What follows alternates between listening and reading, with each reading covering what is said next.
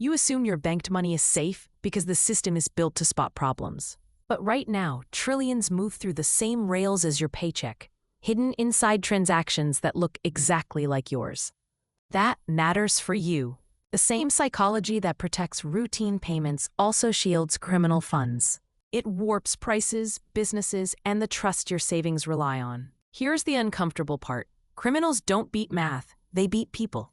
They exploit trust, overload, and routine to turn dirty cash into spendable wealth. The trick is brutally simple. Make everything look normal, then make it boring. If you get that, the rest clicks. I'll make the 3 stages obvious and show the psychology that keeps regulators a step behind. There's one overlooked flaw that makes the whole system brittle, and we'll name it explicitly later. The rails are tuned to avoid false alarms more than to catch adversaries. Comfort over security. First, how dirty money even touches the financial system. Placement. Okay, so basically, placement is the first shove, converting risky, incriminating cash into banked value that can travel. Cash is heavy, suspicious, and easy to seize. A bank balance is liquid, respectable, and mobile.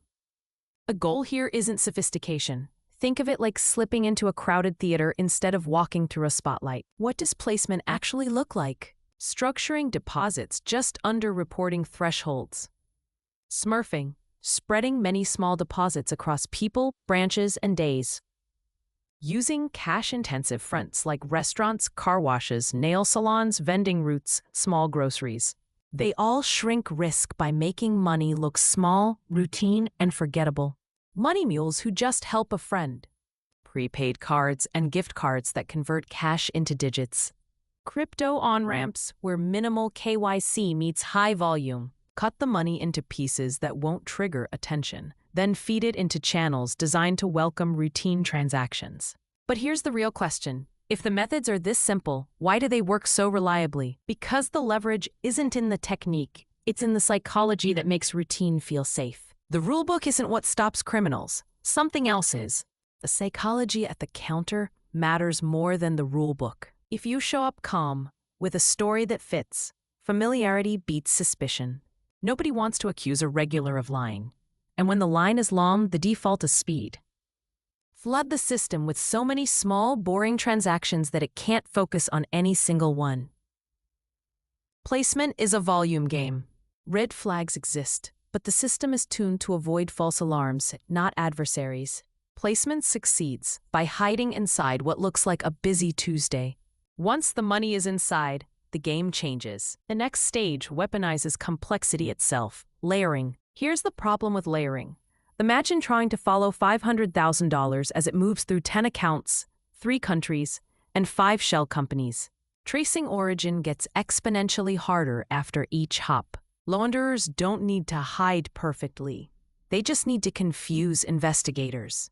Complexity buys time. While investigators wait, the money converts into assets and the trail cools. Crypto accelerated this shift. Months became days. Chain hopping and mixers move value again before humans catch up. So what is layering in simple terms? Rapid transfers across accounts and borders. Shell companies and trusts bury the real owner. Invoices tell stories, overpriced, underpriced, or fake shipments. In crypto, coins jump chains, exchanges, and mixers. Think of it like turning a straight line into a maze. Loans, fees, dividends, repayments, round-tripping that looks like profit. Vague services make nothing concrete to verify. Each hop is a new narrative and a new delay.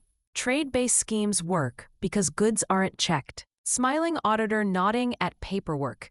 Fact checklist ignored. Yellow accent on smile.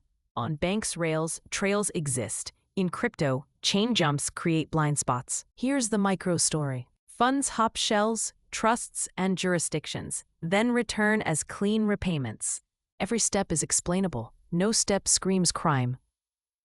Control gaps make this worse. Silos, burnout, and false alarm avoidance. After enough hops, the money looks earned. And once it looks earned, you can finally spend it. That final stage is integration. So now the money is clean on paper.